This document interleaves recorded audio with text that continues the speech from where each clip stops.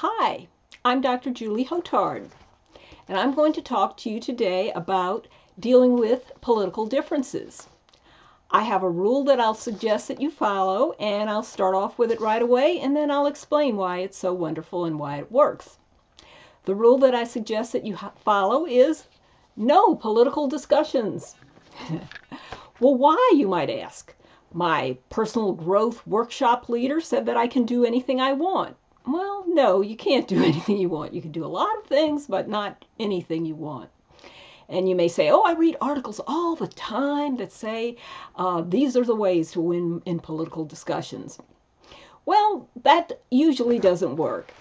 I had this problem myself. I would get into these kind of arguments with friends, and everybody would be upset, and people's stomachs would be churning, and their blood pressure would be way up, and it just wouldn't work out well at all. And so I was wondering, what happened? How did I get myself into this? What's wrong? How can I make it work out? And one day it just hit me. I just said, hey, I understand. Aha. I understood that having political discussions is just another case of the big category of doing things with other people. And all the same rules apply, or many of the same rules apply. And so I'm going to illustrate this first with other kinds of situations other than conversations, doing other things with people. But the basic idea is that your goals need to match up. You don't have to have exactly the same goal as the other person.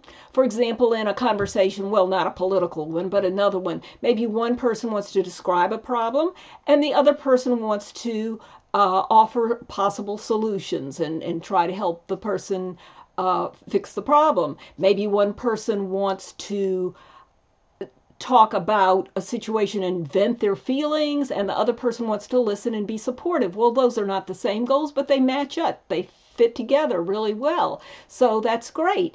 But in political discussions, these seem to be the kind of discussions where most people's goals don't match up in the U.S. today. But if you're having political discussions that work out and both people end up feeling great about it, something constructive's accomplished, you're learning something, don't let me stop you. Go right ahead, please. I'm just talking about 90% of the political discussions in the United States today. So getting on to the program here, I'm going to talk about how the rules of compatibility of goals when doing things with other people, how these rules work. Okay, so I'm under a tree. Bear with me, please. I'm not a great artist, but I wanted to illustrate these things. See my little raindrops?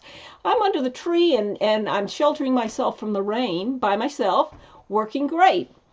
Now, what if somebody else comes along and goes under the tree too? Now there are two people there. Is this going to work out? Well, maybe, maybe not.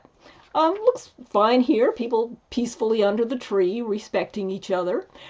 But suppose one person wants to have a conversation and the other one doesn't. Suppose the person that's having the conversation just insists on talking on, and the other person's going, oh, no, stop. Well, that's not going to work out very well. Those aren't very compatible goals. But suppose the person wants to have the conversation and says, well, I don't really want to have a conversation with someone who doesn't want to have one with me. I'll just wait until later when I find somebody else who's in a more social mood, and I'll converse with them then. So in this case, both people are either wanting to or willing to be quiet in the situation under the tree, and they're getting along just fine. So that's one situation. Let's suppose that you're still there with the tree, the rain has stopped, and you still have two people there. One of them wants to climb the tree, and the other one wants to chop it down. Are those compatible goals? Well, no, obviously not. So that's not going to work out very well. Somebody's likely to get hurt, and this is just not going to be a very good situation. It's going to be stressful and difficult and just not work out well at all. So that's not the kind of situation you want to get involved in. Now here, just one more example before I go on to describe the wonderful benefits of this rule. Suppose you're playing your violin by yourself. Great, having a good time. Suppose you're playing your horn by yourself. Great, having a good time. Now suppose you would like to play with somebody else. Get together and you're both playing music together. You're playing your individual parts in this piece of music. Maybe you're both under the direction of a conductor. Working out great. People are smiling in the audience, or passersby are smiling. This is really sounding great. So that's a good situation, compatible goals. Now suppose this person wants to play chamber music and this person wants to play jazz. Well, that's not going to work out very well. It's going to be one of these situations where passersby or audience members are going to say, stop, please. And so that's not a situation of compatible goals. Now, there are two ways, or a number of ways really, to describe the situation. I'm going to describe one way that I think doesn't work very well for people, and another way that I think does. So one way to describe this is, this person may say, oh, that woman is keeping me from my goal of playing beautiful jazz music because she's playing chamber music. Or this person may say, that guy is keeping me from playing my beautiful chamber music well because he's trying to play jazz at the same time. Well, if you say that, in a manner of speaking, perhaps it's true, but it doesn't get you very far because you can't control somebody else's behavior. All you can control in normal circumstances is your own behavior. So it works out better for people to say things like, well, I'm keeping myself from getting my own goal of playing chamber music well because I shouldn't be playing in the same room where somebody's playing jazz. And I'm keeping myself from my own goal of playing jazz music beautifully because I shouldn't be playing in the same room where somebody else is playing chamber music. That's not going to work. We don't have compatible goals. So I'm either going to need to play alone or I'm going to find people with compatible goals to play music with. So it's a similar thing with conversations. Compatible goals, not compatible goals. So that's why this rule is so wonderful. No political discussions, except in the unusual situation where it's working out, it's constructive, people are learning things or having fun, some constructive goal is being met. Now, let me explain to you why this is such a wonderful rule here, no political discussions, why it will make the world a much better place. It's like the Star Wars movies where they say, may the force be with you. And we need to keep our force with us because we need to not drain our energy doing things that are just stressful and have no constructive outcomes whatsoever. We need to use our energy either to do things alone or with others that are fun or that are constructive or where we learn things. We need to use our energy for those kind of things, not just to drain ourselves doing things that just end up causing us stress and harm.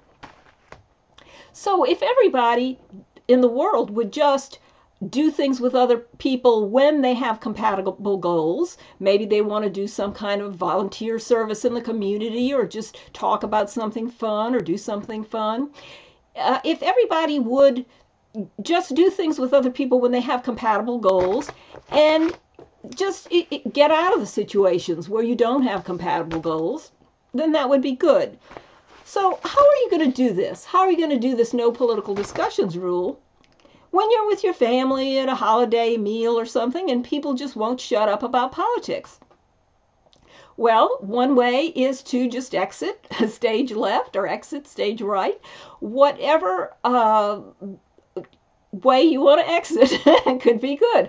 Although you may want to stay with the people. You may want to change the subject to something else. Hey, what do you think about this music that just came out? Or talk about sports or whatever is of interest to everyone there.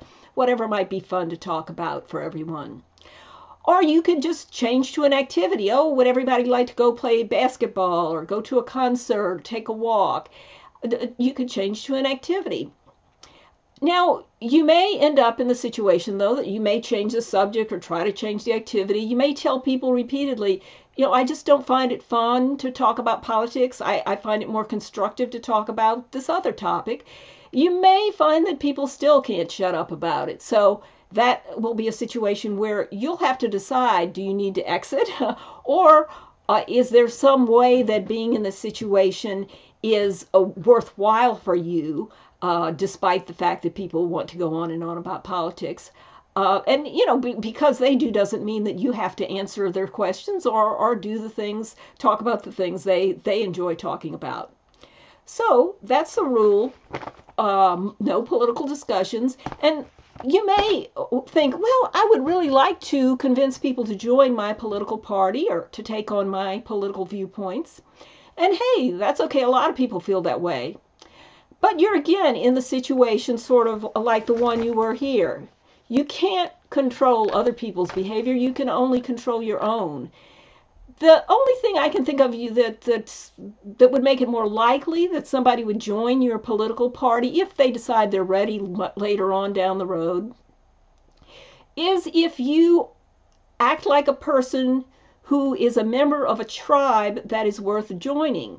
So if you act in ways that are constructive, if you are fun, then you'll seem like a person whose tribe is worth joining. And if the person gets ready to join a different one, then they'll look to you and your political tribe. So that's it. That's the rule. No political discussions. Thank you.